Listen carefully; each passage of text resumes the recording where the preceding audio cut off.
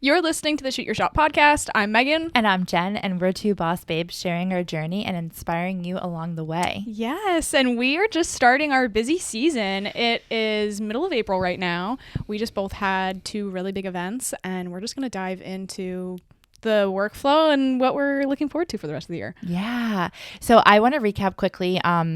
As some of you may know, I co-host an event called The Big Event. Yes. With my partner, Devin, who is an event planner and owns All Set Up. And we just had our fourth big event. We started this last year, and we're already on our fourth event. That's which crazy. Is just amazing. We had close to 200 attendees again. And it's just been so well received. It's such a, it is a lot of work because it's something in addition to our business that we do. Yeah. But we do it to really gather the community, get people together. And we had so many. I can count over 5 people that came up to me directly, and they were like, we love this event. We've attended every single one. Wow. We can't wait for the next one. And it's just like really motivating to hear that. That's because, so cool. The vendors can say stuff and, say they had a great time or, whatever it is. But to hear it from an attendee who continues to buy a ticket and keeps coming back, it's really great to hear. So that they have all of that value in it too. And it's not just the vendors connecting. Exactly. Because that's what it's all about. We did want to do it for the vendors, but then we want the vendors to be able to get potential bookings, which is the outcome of the event. And so to have people really enjoying the experience, which is what it's all about. It's all about us curating an experience where you feel like you're actually attending an event versus a bridal expo or a event expo where you're just walking up to a booth and saying, okay, what do you do? What's your pricing? Blah, blah. It's really, curating this fun and unique, memorable experience. And it's really cool that they get to see the vendors in action too. Instead of, like you said, at a booth, they can actually see them serving cocktails and actually see them putting on, that permanent jewelry and stuff like that. Like they can really see them and not just talk about it. Yeah. That's so nice. Yeah. My mom always loves it too.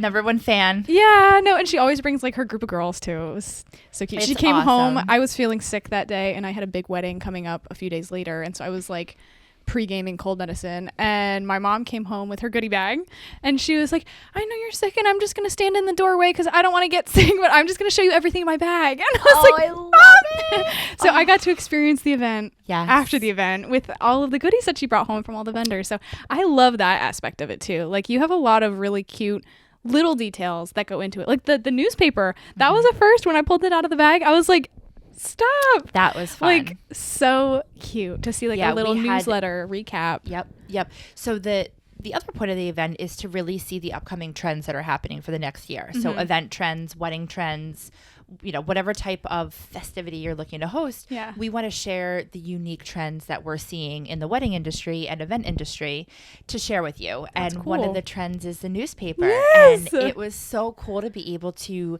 have that, idea come to life. Yeah. And it was a really proud moment. We used 2 printing girls who were amazing. Yeah. They were one of the sponsors and they donated the newspapers for us. And it was fun to be able to get the vendors' information out, on a unique, fun way. Right. In a way that people will actually read than just business cards they might just throw away in a stack. Yep. I was so excited to see it in person too. And when I saw it on your Instagram, I was like, shut up. Is that the 2 printing girls? Because I'm hosting a content day in May. And I asked them to do it because I saw that they had that on their social media on a past content day or something. And I was like, I need that. Yep. And then I got to see it in person and I was like, yep. Sold. Oh, that's awesome. Yeah. And I met them at the big event, the first one. So.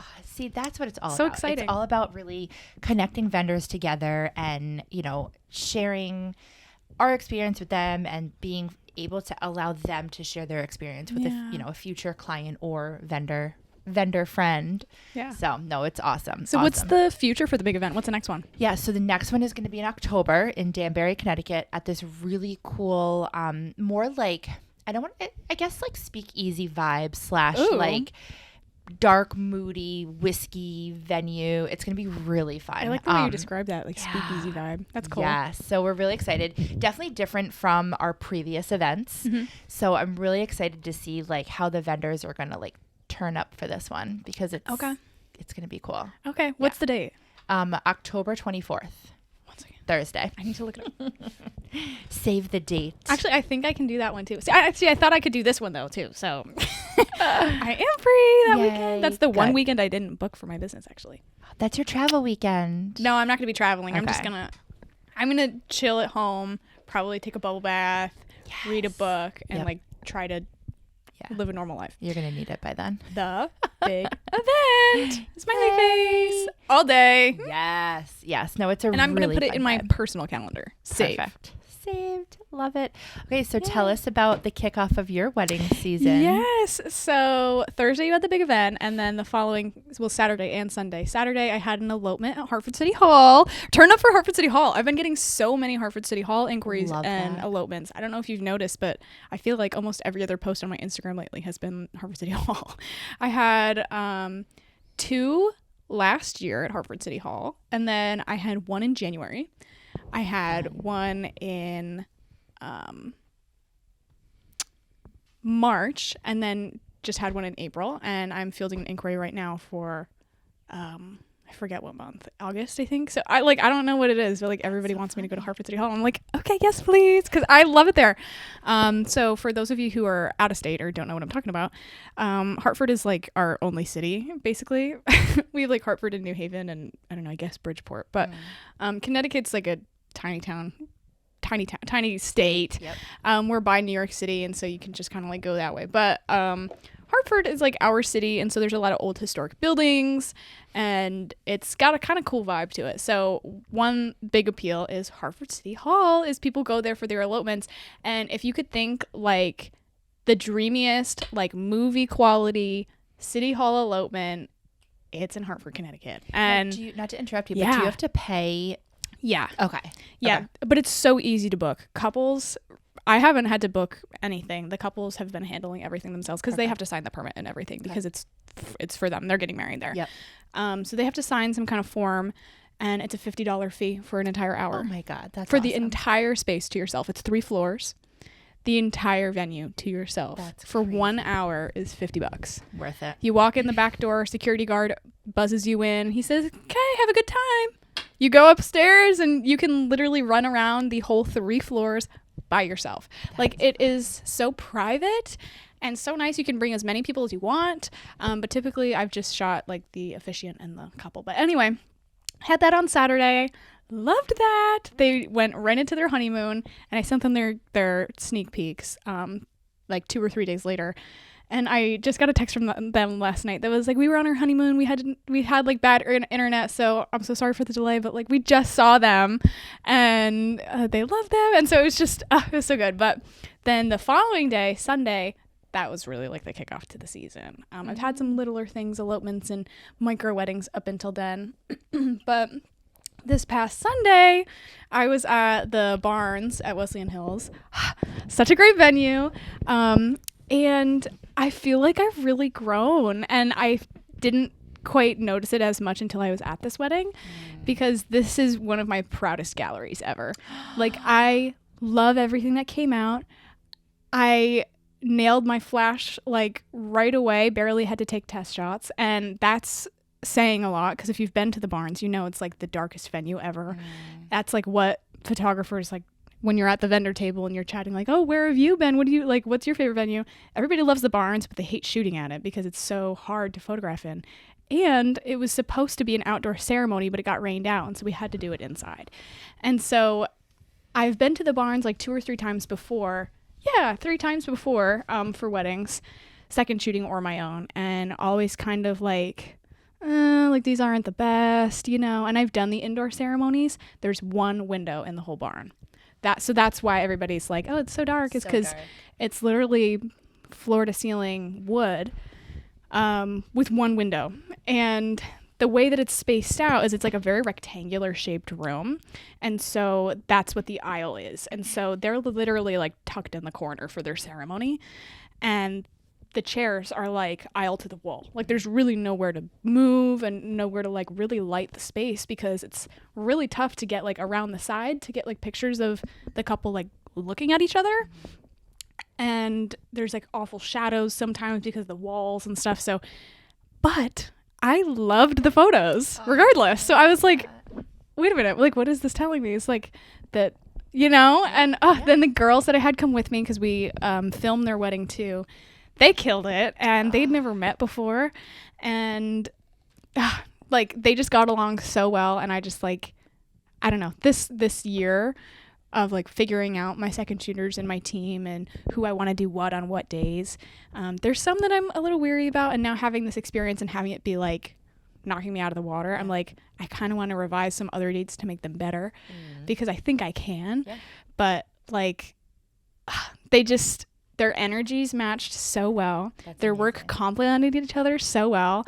And at the end of the night, we, like, took a bunch of pictures, and, like, they were all best friends by the end of the night. I was like, shut up. Like, this is the best day ever. And the couple, oh my God, they were so sweet and young. And I loved their engagement session. So I always meet my couples beforehand for a consultation phone call or a coffee date or something.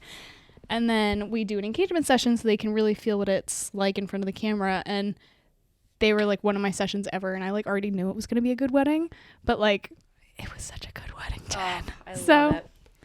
That was my weekend. Oh, that makes me so happy. And that just, like, is so amazing to hear, like, you're seeing your own growth and success. I could feel it at this one, just because, I think because of the venue. Like, I think it really showed me that it's a tricky venue to shoot in. Also, their bridal party was 14 guys.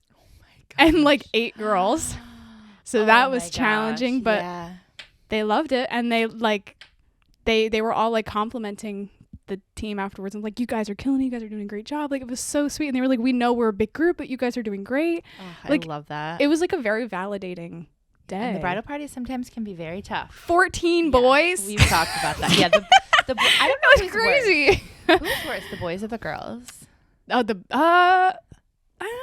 I don't know. I feel like my bridal party, like, once we got to, like, we did our pictures at the top of a mountain, we took a chairlift up, and I feel like once we got up there, we started, like, drinking. Not me, but, like, the bridal party started drinking, so I think the girls got a little rowdy. I don't really remember. Eddie and I were so nervous because we were coming back down on the chairlift, just the two of us, and he hadn't said his vows yet. So he was, like, freaking out the whole time. But anyway, we did, like, a first look up there. So, but I'm wondering, like, how many people did you guys have? So I had 8 and he had 6. So it wasn't, like, that's, like, too normal, big, but it's I big. think. Yeah. I feel like it's normal. That's pretty normal. People are going smaller and smaller, I feel like, lately. Agreed. But I feel like around, like, 10 to 15 people is, like, average. Yeah. It was fun. Love wedding talk. Ugh, oh my gosh, so fun. Yeah, and my next wedding is the same kind of vibe, except it's not a barn. It's, like, a really easy venue to shoot at. So I'm excited for that. The Waterview. Oh yeah. In Monroe. Yep. It's on the water. It has a beautiful view of the water. Water view. But it's in, like, direct sunlight, which is actually really beautiful. Like, I've shot harsh light ceremonies through there because. Actually, depending on the time of year, maybe it's different, but in the more evening hours, the sun is, like, behind the processional, and it makes, like, such a nice, like, halo glow for the bride when she's walking down the aisle. Like, it's a really, really nice view. But yeah, it's tough to shoot at in, like, the spring and summer months just because it can be so hot, and I'm really bad in the heat. Like, I will feel really faint and, like, throw up if I'm, like, in the sun for too long. Yeah. And then you also have to worry about your cameras overheating, and I'm doing videography for that as well, and so I'm gonna have tripods set up in the direct sunlight for, like, 30 minutes. So that's, like, something to think about too, but we'll work it out. See, it'll be fun. Learning. It is. Oh my gosh, we have. It gets so hot in the trailers too. Oh my god, I didn't even think about that. Yeah, it's like you only have crazy. Like the one window and, like, the door too. You don't even get, like, good ventilation. The only plus is we're technically in the shade because we're under the trailer. But yeah, it gets, like, really hot and steamy if there's, like, no cross breeze. But I got these fans off Amazon, and you should actually look into them because they're battery operated. You could just, like, put them anywhere, and they mist.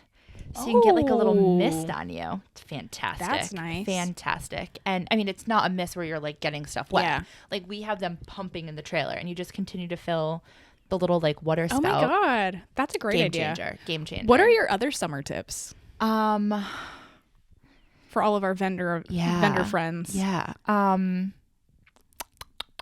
One big tip is bring a change of socks, because I can't tell you how many times I've like, I mean, this is bar related, but like we've dumped the coolers of ice out and like not remembered where we dumped them, and we would like step in the water. But that's then true. The wedding that we did in, I think it was Bethlehem at Windcrest. Yeah. In that field. Torrential downpours. Oh my God, yeah, it was so muddy. We were soaked. Like, thank God I had flip-flops in my car at the end of the night, and by then I was just like, whatever, I don't care. But I literally, like, my socks, I could wring them out with water. I forgot about that. It rained. Oh, it rained in the night. After. Okay, I was going to say, I do remember it being muddy, but I was like, I actually remember the grass being like really nice. But it rained in the beginning. Right after the ceremony. Yep. I remember that. And like, I don't know if I didn't like look at the weather, or because it was coming later. I don't know what it was, but I did not bring rain boots back up.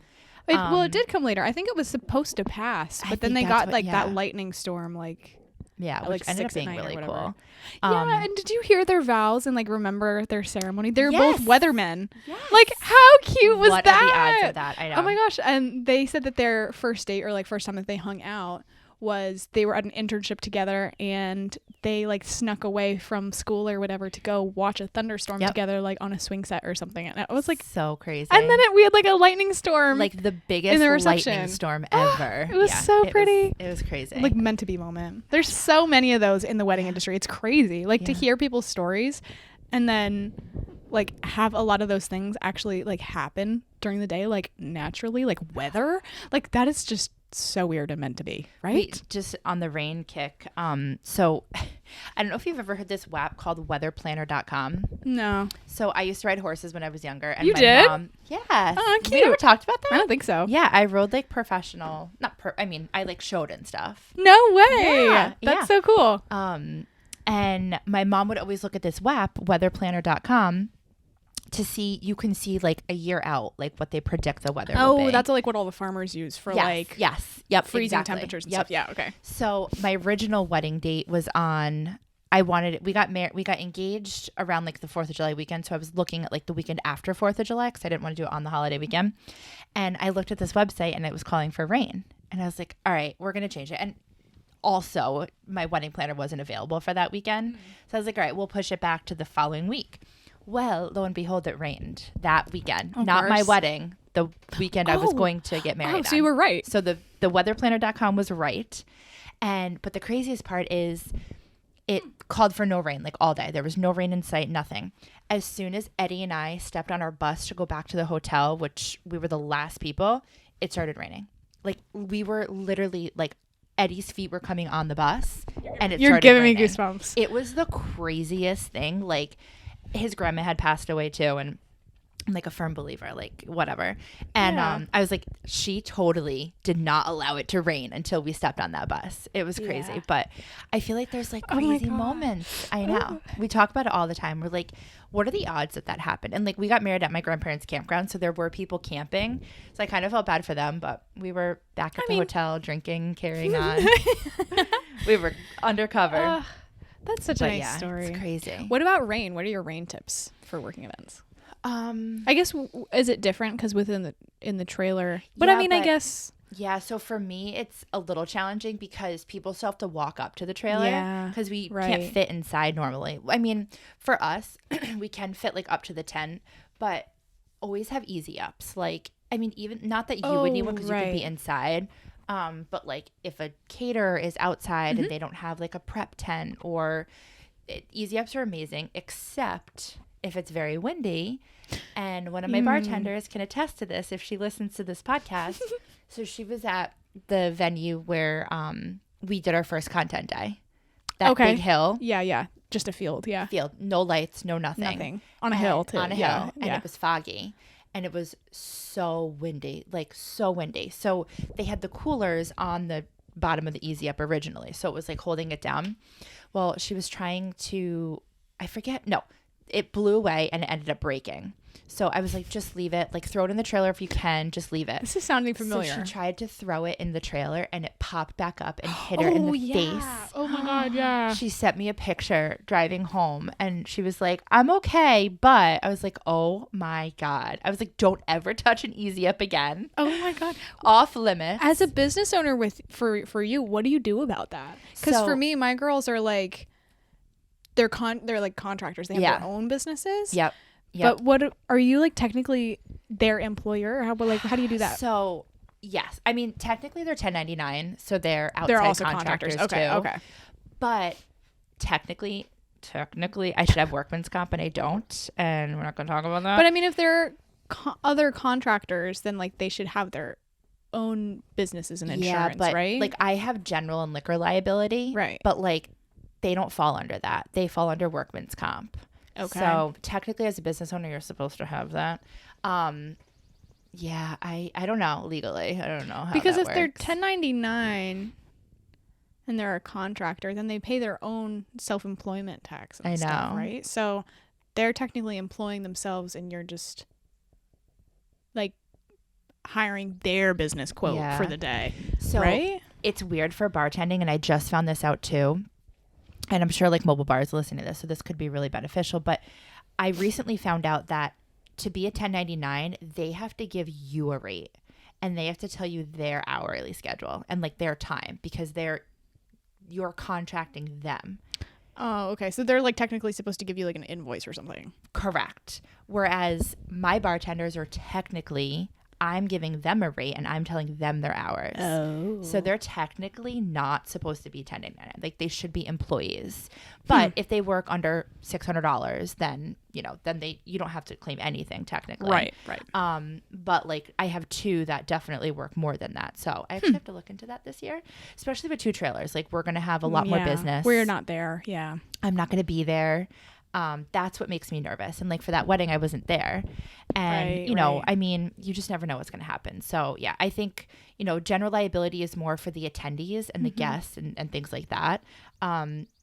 For your employees, you should have workman's comp. So I got to look into that. Interesting. Cause I think for photographers, I feel like it's like they're using all their own equipment. Yeah. Like I'm just like having them come for the day, but what you said about like she got her their rate and dates and stuff, like I choose that, like I'm like, hey, I can pay you this amount per hour. Is that good for you? Like that's usually how it goes with second shooting.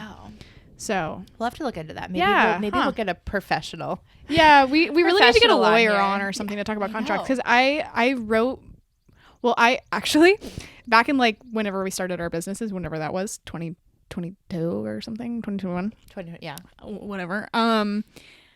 I just like Googled photography contracts. I was like, how to write a photography contract, and like, are photography contracts important? Found out they were important. Very. I literally sat down and watched a YouTube video of a guy reading his out loud and explaining what it meant. And then I just like verbatim like wrote down what I liked and like changed what I didn't like. And that is still the contract that I used today. It's just like, some guy off YouTube, but like he didn't have any credentials. So like I probably should like buy one, especially now that I'm like. So I used to deal with contracts back at the Hyatt. So I kind of know what you shouldn't have. Send it to me because I'll look at it too. But like I know because they were so corporate. Like their contracts were like 9 pages. And like we still got those contracts picked apart. Luckily, I have not, knock on wood, I've really never had a client me neither ask anything unless it was a corporate client. The only couples I've had ask for me to change something is like if they don't want their photos posted on social media or something, and they're like, we want our gallery private. Like that's the only thing that I've ever had to change. Nobody else has asked me for anything except if they've found like typos or errors where something says like 6-week delivery and then later in the contract it says like 8-week delivery, and they're like, what's that about? And I'm like, oh wow, you actually read it, because I've been sending this for 2 years and nobody said anything. Nobody reads it. So that's the only time anybody's ever questioned me. But also, again, like knock on wood, same thing, is that I've never had an issue on an event either. Like I've never had a bad bride or couple like, I hate the photos, like I want a refund. Like I've never had anything negative happen. Everybody's always had a good experience. I've had cancellations where I had to abide by the contract. I just had my first cancellation for the end of June, a micro wedding at Tashawa Knolls, the golf course, and micro wedding was supposed to be like 4 hours, just me. And she was like, hey, our plans changed and we no longer need your services. Like, let me know if I need to do anything.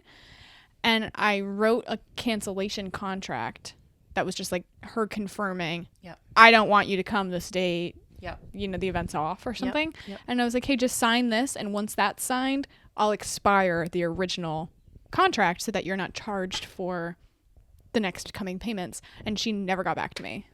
And I've emailed her back to be like, hey, just checking in to make sure that you got my cancellation contract so you don't get charged, and to confirm that you really don't want me there. Yeah. And she still has never gotten back to me. And it was like a couple months ago. And I'm like, oh my gosh. I like don't know if I'm supposed to be there or not, because like she emailed me saying that she didn't want to, but I have it in writing. Right. Technically but like I don't have her signature off on it. So I'm like, should I still I don't think I need to go, so obviously, weird. but I also don't want to charge her, but I also need her to confirm. I know. And so I'm like, I don't know if I should open up that date too, because like I could book another wedding still. You definitely should. Or other sessions or something. I mean, you have but what she has in want writing. her to confirm it. I would call So I'm like, or call her. Try to call her. Leave her a message.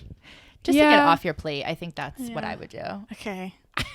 What about you and your what you were starting to talk about it? Yeah, so I had a cancellation, and unfortunately it was a Saturday in prime season, and we do a 50% deposit for ours, and which is non-refundable, because at that point we are still we're no longer selling the date, we're no longer booking events, and that date is on hold for them. So in our contract it does state that deposits are non-refundable, and then our final payment isn't due until 1 week prior.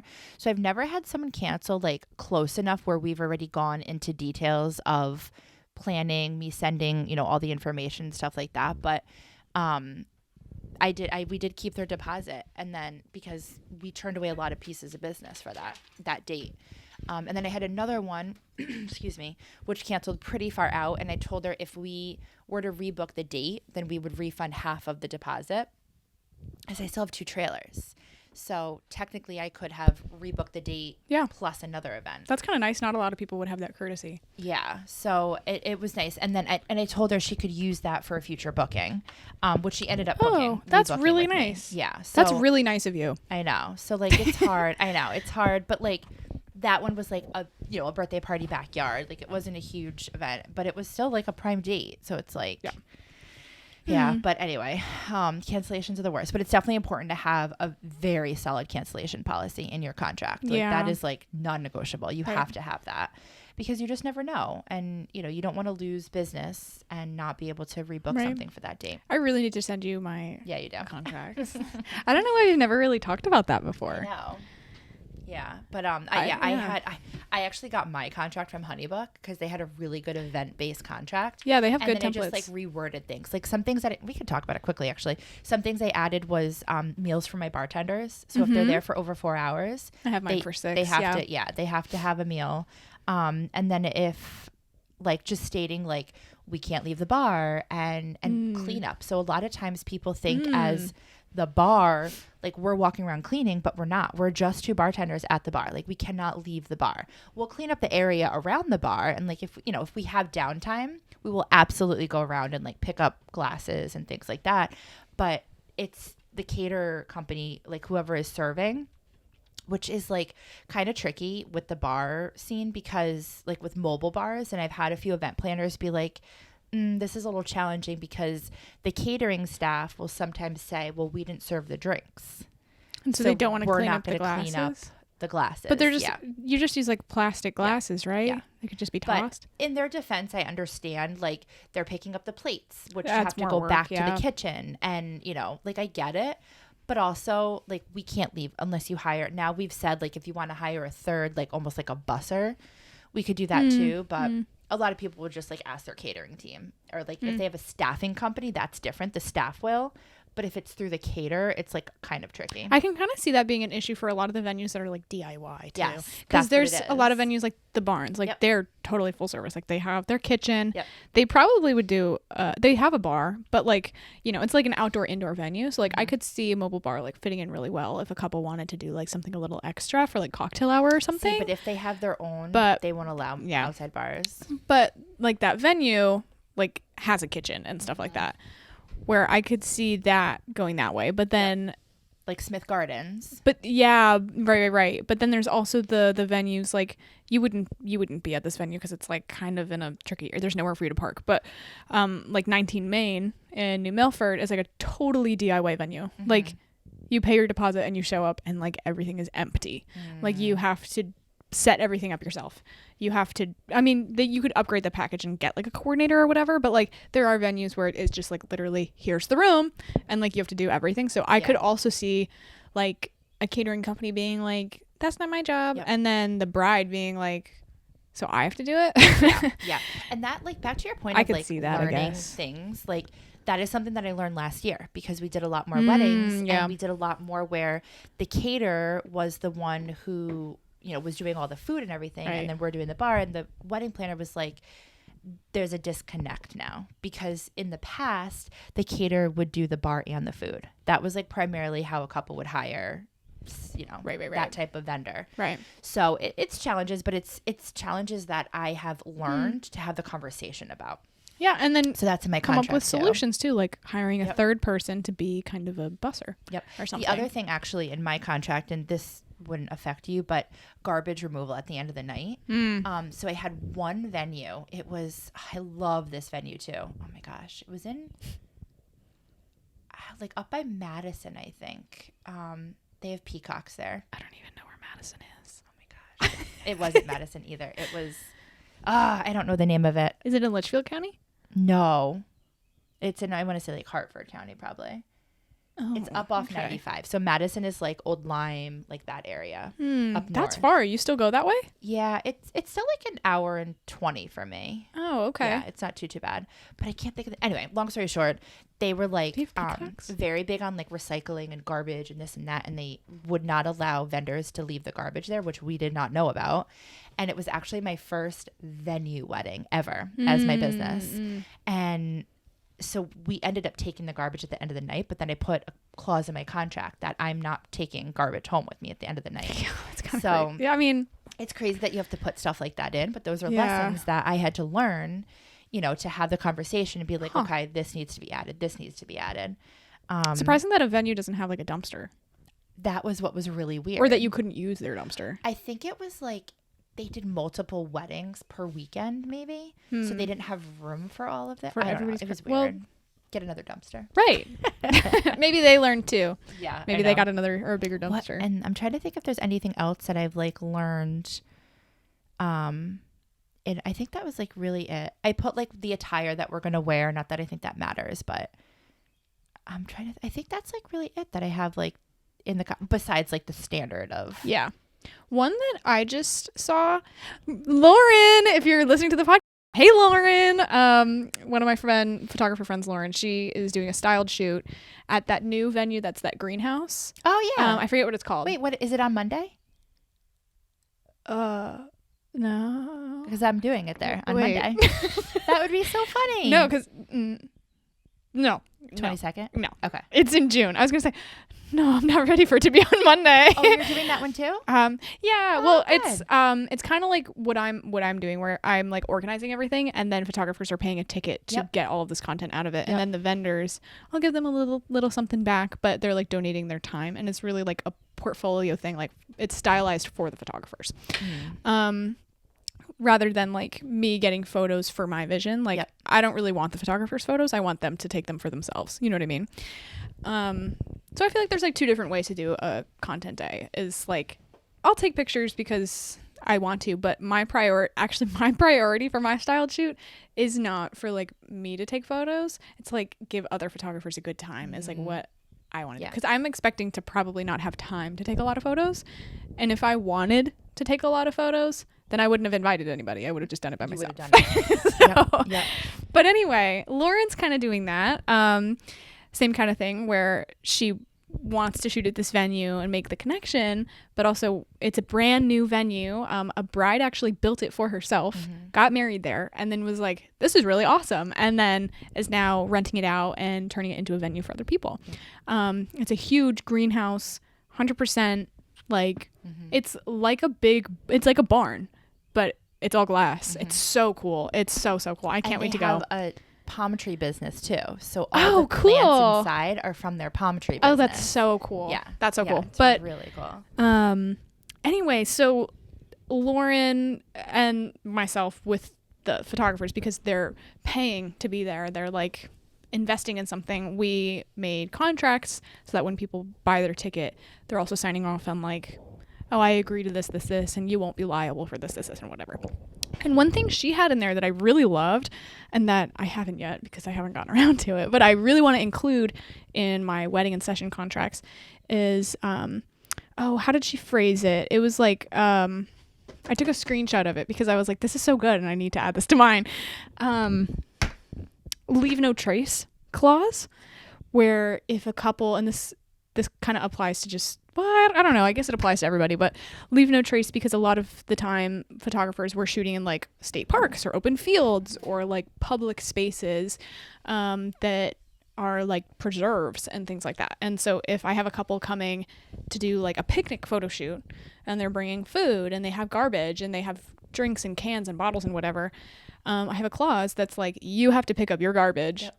And if you tell me no, like, you have to pick it up.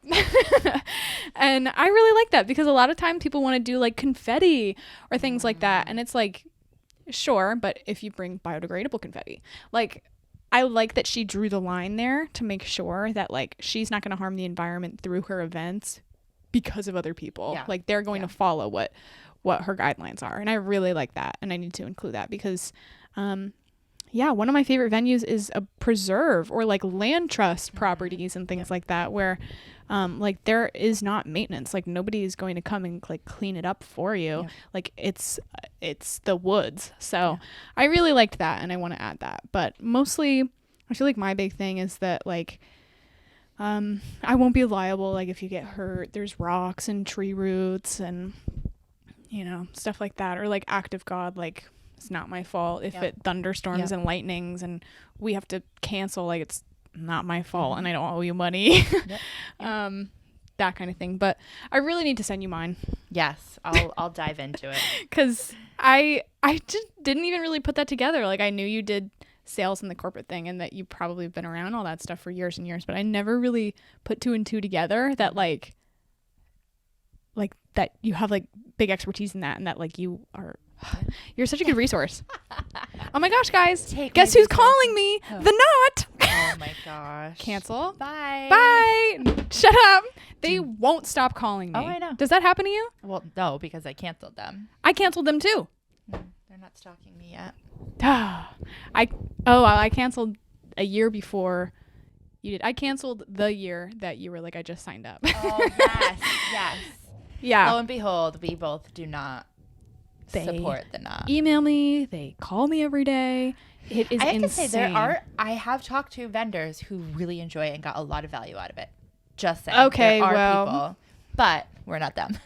I mean, maybe it is valuable if you don't market your business yourself. Maybe. Because if you're not on social media, if you don't have word of mouth referrals, like they are paying to get that for you. To get clients. Yeah. But we don't need the Knot. Like you post reels like crazy and you get really great referrals and you network your business. Like, you put all of this into it that you get clients for free. Yeah. And wait, that's going to dive into another conversation. Yeah, go ahead. Let me see if they leave a voicemail and I'll play it for you guys. Calling. Hey, this is Tristan. Wait. From Texas. Oh, Texas. Hi, Megan. This is Tristan calling from the Knot and Wedding Wire. I've been having some trouble reaching you. I don't want to be a bother, so this will be my last time reaching out. It won't be. She's going to call me again tomorrow. That poor little lady. I'm sorry, but no. No, stop emailing me Calling too. the Knot out on our podcast. Thank you. Hey, we're being authentic. Persistent marketing from them. It really is. It really, really is. Like, a lot of people probably give in and are like, they care about me. Stubborn. Don't fall for it, guys. Do not fall for it.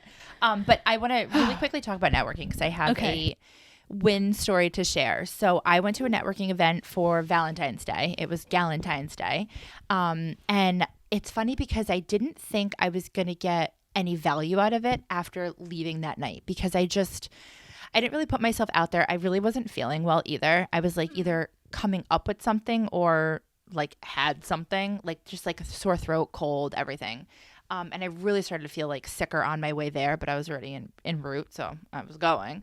But I did talk to a few people, and one of the women I spoke with ended up booking me for an event this weekend.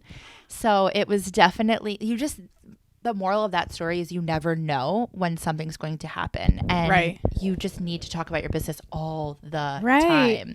Oh, that's so cool. Yeah, it's at a jewelry store in Glastonbury, and they're doing, they're inviting their like couples who probably are like getting wedding bands or stuff like that. So it's like a great opportunity for me to possibly book people. That is so cute. Yeah, and we're doing like a really fun champagne margarita, which I'm super pumped about. Ooh. Oh yeah, it's so good. Pink strawberry lemonade champagne margarita. That actually sounds really good. So it does not seem like it's going to go well together, but I did it on Easter for my husband's family, and everyone was like, "What is this?" Oh my god! You know what? I didn't even really realize that. Like, oh my god! I can't even get the words out. But like, you know how you have like that family member that like loves to bake, or the family member that like loves to craft. Yeah. It's so funny that you like bring cocktails to like your family parties. They literally ask me every single time. Oh my god! And they're like, "That's so sure unique and cute." And no, sometimes I also promote myself. Well, of course. And I'm like, "Do you want me to bring a drink?" Eddie's aunt is like huge. She's like, "You're bringing a drink, right? What are you bringing?" Oh my god, that's and then the so rest of the family is cute. like, "Oh, if you want to bring something," and I'm like, "Yes, I do." Like, I never like thought about you like through that one perspective. Who brings drinks. That's so cute. I always funny? think like, you know, the like cupcake mom who like loves to do the cupcakes or whatever. I'm the cocktail You're the mom. cocktail mom. That's well, so fun. I have done like juices for the kids too. Hilarious. Mocktails for the kids. Mocktails for the kids. That is so fun. But yeah, anyway, so basically just as we always talk about, like, network your business always. You just never know. Yeah, I mean, you're always talking about it. You say it like the grocery store and like everywhere you go. So pays off. I still have not gotten a grocery store lead, but one day I'm going to get one. We'll see. Maybe this will be my year. So when people reach out and you say like, "Oh, how did you hear about me?" in your contact form, do you have one that's like met you in public or like do people say what they want? So it's not like an autofill for that question. But I have gotten some like funny ones, like, you know, the met you through a friend, but like I've gotten, can't think of like the funniest one I've gotten, but I've definitely gotten like some interesting ones because I literally talk to everyone. Yeah. All the time. It's like, "Oh, I heard you from my doctor," and my doctor, like, yes. That's so funny. Actually, the most recent one that I got was I did a random content day. They needed like just an extra body. They called it a model, but really they just need like an extra set of hands for Fresh Flower Bar in Fairfield. Oh, okay. And she was doing a photo shoot for her business, and she like posted that they needed extra people. Somebody to like hold flowers. Yeah, to hold flowers. Okay. Yeah, we were doing like a pretend flower workshop. You were a hand model. I was a hand model. Thankfully, I had my nails done. But we, I networked with one of the ladies there, and she just hopefully is hiring me for her new gym opening. Oh, cool. Yeah. So oh my gosh. You just never know. So you are getting like more of those corporate kind of ones. Yes. Thankfully. That was definitely on my radar this year to do more of stuff like that, like the grand openings, the corporate stuff. I have another corporate this is going to be our third time working with them. So that's really nice to see like the annuals coming back. That's so awesome. Yeah, it's really fun. And then lastly, we want to kind of like close today's episode with, and if you have anything else to talk about, we definitely can. Yeah. But we were joking about how people think entrepreneurs don't work. Oh, yeah. And we wanted to lay it on the table for everyone today. Yeah. So I can kind of kick it off because I've talked about this before, and it just like kind of sums up, I feel like, the expectations of entrepreneurs. So when I was in corporate, one of my really good friends, she was always like a multi-entrepreneur. So she had like several different businesses, and like really like hustled her way through, you know, school and things like that. So whenever we would talk, she would call me like random times during the day, and she now lives, she used to live here in Connecticut. That's how we met, but now she lives in Arizona. And she would call me at like random hours of the day, and I'm like, I'm working. Like I'm at work 9 to 5. Like I can't talk on the phone. And now I'm her. And I'm like calling my corporate friends. But I would always be like, how does she make money? Like, what does she really do? And I never understood it until I was actually in it. Yeah. And now that I'm in it, I'm like, when don't I work? Yeah. I'm literally like I woke up this morning at 5:30 thinking about work. And not saying I didn't do that in corporate. Oh, yeah. I did the same thing in corporate. Oh yeah, it's so hard to turn off now. It's so hard to turn it off. And like for me, I work in pockets when I can with my kids. Yeah. And that's a luxury that I have, that I'm able to be home with my kids and do that. Like I took my daughter to the Bronx Zoo the other day, and I was like responding to emails as we're like walking around, you know, with the animals. And I try not to be on my phone too much in front of them, but those are the times that I can work. But it's like, it's better than when you're driving them, you know? Exactly. Like that's you have to like pick the lesser of two evils, is like cooking dinner or at the table or like put them to bed or like do it during a time like that. Yeah. So like last night I really haven't been like very motivated to work, lack of a better word. And I'm getting back to it, but I have really been in like a funk. Like I came off of the off season. I had a few events that like kickstarted me again. But I'm still like in this like weird funk of like not wanting to work, which is hard because if I don't work, I'm not making money. If I don't work, events are not going to be happening. Yeah. And like my girls are asking me like, hey, like, do you have a schedule for this year? Like, when do you need us? And like, I need to, you know, give them the dates that I have, and hopefully I'm like, we're going to have more. But it's just crazy. Like as an outsider looking in and now being on the inside of entrepreneurship. Yeah. Like people really don't know how we work and how we make money. Yeah. I mean, from the outside, like you said, like you were at your 9 to 5 and you're probably thinking like, I'm here busting my butt and she's not, and she's making this money, but like, where's it coming from? Like, it probably sounds like fake. It sounds like an MLM probably. Like it doesn't sound real, but like, and I have kind of a similar experience. I'm not going to get too specific, but I was not visiting a friend at work, but like, whatever. I was like in the area and they were like, oh, well, since you're not working, can you go like do this and this for me? And I was like I had an appointment here. Like I'm not I'm not working. I'm going back home to then go continue to like when else am I supposed to like have these appointments, you know, because I can't do it on the weekends when you guys do. So like, but it just seems like we don't work, but like, no, I'm choosing to take an hour out of my day for this, and then I'll have to work like late at night and you won't. So it's like a weird, and also people don't like, really get how that works, that you have control over that, and that having the control over that is more of a responsibility than it is to go into a 9 to 5 most of the time. And a challenge. I think for us too, like we are service-based businesses, so it does look a little different. Like, okay, they can see us actually working at the event. Right. But people don't see all the behind the scenes that we do leading up to that day. Yeah. I mean, shooting a wedding is only like 10 to 20% of what I actually am doing. And that's the only part that you see. It's like, and also it's like the last wedding I had, I was there for 9 hours. And that's only like 10% of my job. Like that's crazy. Yeah.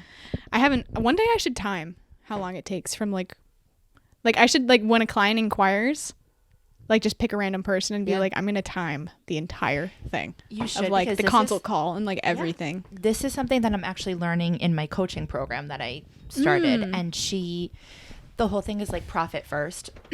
And she just put a podcast out about it too. But basically, you know, some of the things that she was explaining is you need to like set your profit and like what are you making and what are you, I'm not explaining this properly. So basically like from the consultation call, say we have a half-hour consultation call. Okay.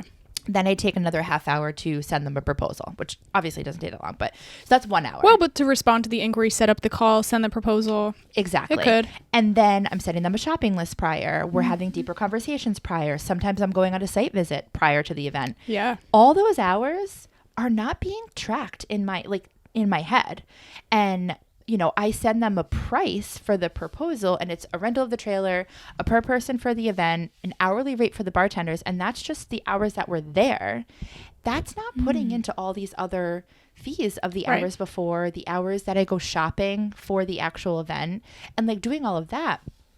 And like, you know, they don't understand, like as a client, they're not supposed to understand that, but I'm supposed to understand that as a professional and say like, okay, this is the price for that, but where is the fees coming in of all that hourly rate before? Right. So like I should do the same thing. Like we should together, that could be a project of ours this year, is have like a medium-sized wedding, let's just say, and from start to finish, how many hours, and then break that down by their final price and divide it hourly and be like, how much did I really pay myself per hour? Wow, we should. Do you want to do that in an episode? Yeah. Like do a little like classroom, like math class episode, and like you like do your math over there, I'll do my math over here. Yes. And then we'll do it together, and then you guys can sit down and do it with us and calculate it all. Because I just raised my prices because I just had my new website go live, and I was responding to an inquiry where somebody was kind of in between packages for me. So I have a standard package that's like full coverage, you know, like a typical day, like 8 hours, 100 guests, like whatever. And then I have a smaller one that's built for intimate weddings, elopements, that's like less guests. And so really what the difference in those options is that my full coverage package, like I include everything, because most people want to book and just like have their hands be free and like, you know, not have to worry about anything. So that's the engagement session. That's a second shooter for free. That's a photo album. That's a USB copy. That's a bunch of Polaroids. It's like there's a lot built into that package. And then my elopement package is like people usually just want me for an hour of an elopement. And that's it. Like they could care less about the rest. Like they don't need it. But I also have like micro weddings fall into that, where like if I'm there for 5 hours and it's like maybe 20 guests or 40 guests or something, and it still is less, they might still want a photo album out of that. So I turn that package into an a la carte option where like it's an hourly rate, but if you want a photo album, you can. If you want a USB, you can have one. If you want an engagement session, you can. But also if it's an elopement and they're from out of state, which typically people sometimes are, like that doesn't apply to them. Why include it and then refund it? You know, so it's an a la carte option. Anyway, I had a bride reach out who wanted 5 hours of coverage, micro wedding. They're doing like a private ceremony, and then guests are coming for the reception. And so I was like, okay, you kind of fall under, and also you're 5 hours. And I had my package be like 6 to 6 plus for the full coverage, and then 6 less or 5 hours and less for the elopements, because people aren't eloping for more than, you know, usually an hour, but 4 hours, whatever. So I was like, you kind of fall under both packages. Like, let's have a call to like dive deeper. And I always do a call, but I was like, let's talk about it on a phone call, because this is kind of complicated. And when I was writing her email back, like breaking down the options, I was like, wait a minute, my elopement price costs more than my full day coverage per hour, which does not make sense, because I'm including all of these different things that cost me money. The USB is like $30. I have to get that mailed to me and then mail it to them. So shipping too, $10 for me to mail it to them, $30 to buy it. The engagement session, that costs me money because I can't book another engagement session that day. So that's $400 or $500. Second shooter per hour, which could be like $300 or $400 by the end of the day. That's $1,500 probably at the end of the day. That I like don't think I ever did that math until I sat down and I was like comparing the two packages to send it off to her to be like, you could fall in one of the other, but like the full day coverage was cheaper and included more. And I was like, this doesn't make any sense. So I had like a mental breakdown, and I called Christina, our wedding planner friend, because I was like, she sees a lot of photography contracts. She like knows everybody. Like she is probably like a good guidepost and to give me insight on this, because she's seen a lot.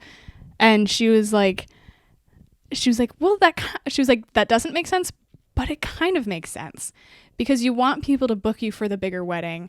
You want them to do like 8, 9, 10 hours, you know, whatever. Like you want to do the bigger weddings.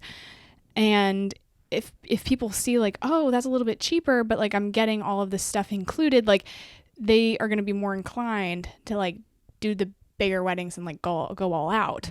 And so I was like, I guess you're kind of right. But she was like, but that's like way too cheap. And I was like, yeah. So anyway, long story short, I raised my prices. And I was doing the math and breaking that down. And I was like, okay, so what does it cost me to actually put this wedding on? And I raised my prices like, oh my God, like a lot more than what they were. And I like felt really guilty about it. And I was like struggling with like hitting publish on my website after I changed it, because I was like, is this too much? But I'm also keeping in mind that I'm pretty much done booking for 2024. Mm-hmm. So these prices on my website is for 2025. Yep, and exactly. Yeah. If it's, like fall 2025, which is, most popular, like that's a year and a half from now. Yep. So I'm like, maybe it's justified. But it is. No, it definitely is. But that's definitely what's important as business owners, because a lot of us entrepreneurs were not business owners prior. Like I'm not a math girl. Yeah. Oh, please don't even get me started. I literally told my business coach, I was like, because she asked me, because I wanted her to look at my pricing, and she was like, well, do you have your P&L? And I was like, no. I was like, don't cringe. She was like, I'm not cringing, but like, this is what we need to do. And I still haven't done it. She listens to some of these. So if she's listening, I'm getting to it, I promise.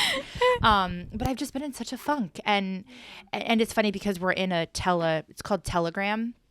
And it's like almost like a WhatsApp, but it's like a chat that you can put all of your business people in, like her business coaching program. We're all in it together. And like there's days that I'm like super, super quiet. And then there's others where I'm like active and talking. And for the past like week, I've just been like very not active. And last week I had my kids home from break. So I wasn't getting anything done. But anyway, to the point we're getting at with this, because we're going in a lot of tangents today. But I think it's really important to...